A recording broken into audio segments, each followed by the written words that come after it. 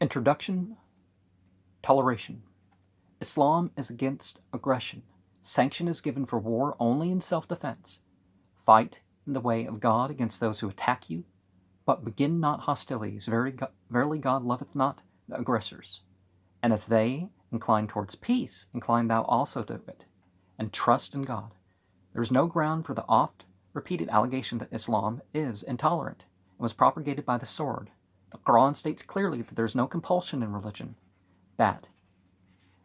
It was only when her liberty, and particularly her right of freedom of worship, was threatened that Islam seized the sword in self-defense, and held it in self-defense, as it will ever do. But Islam never interfered with the dogmas of any moral faith. It never invented the rack or stake for stifling difference of opinion, but strangling the human consciousness or exterminating heresy. It has been alleged that a warlike spirit was infused into the medieval Christianity by aggressive Islam.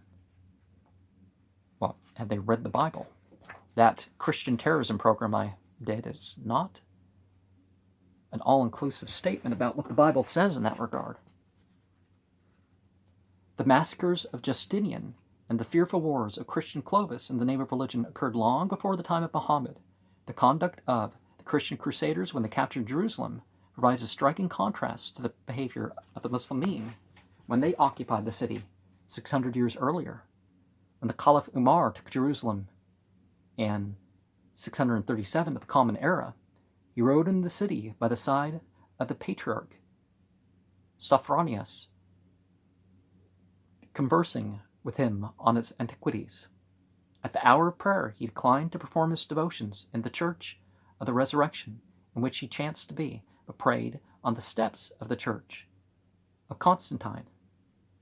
For, said he to the Patriarch, had I done so, the Muslimin in a future age might have infringed upon the treaty under the color of imitating my example.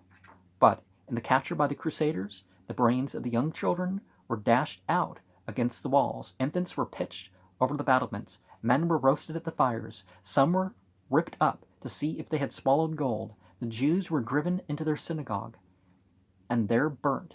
A massacre of nearly 70,000 persons took place, and the Pope's legate were seen partaking in the triumph. According to the Muslim laws of war, those conquered. Okay, what was in the street? Oh yeah, Pope celebrated in the street. Okay, yeah.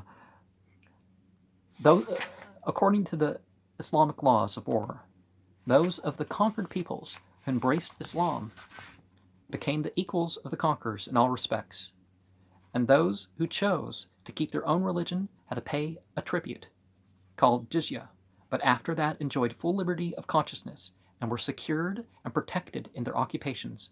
In civil employment, they could even become ministers of state. Non-Muslims serving in the army were exempted from payment of this tax and could even hold high command. The jizya has been much misrepresented. It was not, as is usually stated, a tax on the non-Muslims.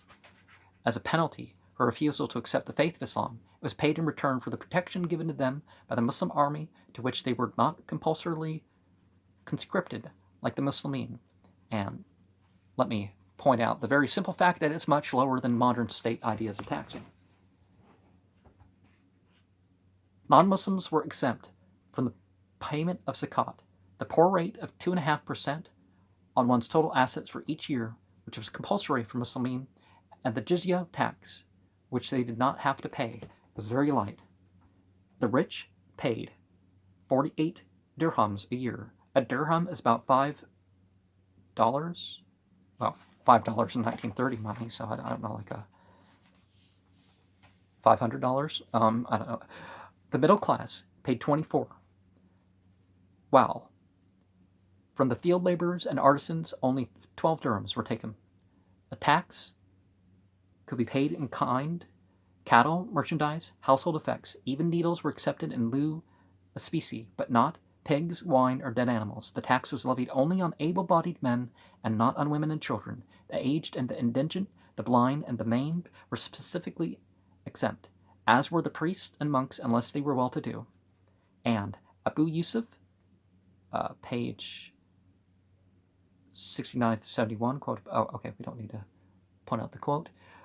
When the Roman emperor embraced Christianity, the population of the whole Roman Empire, excluding Egypt, was by decree forced to renounce all other religions and to adopt Christianity. But it was not until after 500 years of the Muslim rule in Egypt that, as a result of peaceful conversion, the Muslims formed even 50% of the total population